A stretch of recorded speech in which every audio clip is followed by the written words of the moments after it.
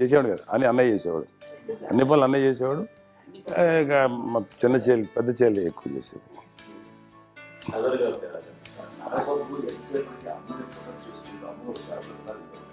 అదే అబద్ధం అండి, అది అన్నయ్య నన్ను గౌరవంగా మాట్లాడుతున్నాడు కానీ అన్నయ్య అవుట్ ఆఫ్ ప్రొటెక్షన్ మాడుతున్నాడు కానీ, అవుట్ ఆఫ్ మాడుతున్నాడు కానీ అసలు ఎప్పుడు ఏ పని చేయలే. లేదు నిజం ప్రామిస్ అండి, ఏ పని చేసేవాడు కాదు. మా ఇద్దరికి మధ్యలో పాపం అన్నయ్య చాలా పని చేసేవాడు.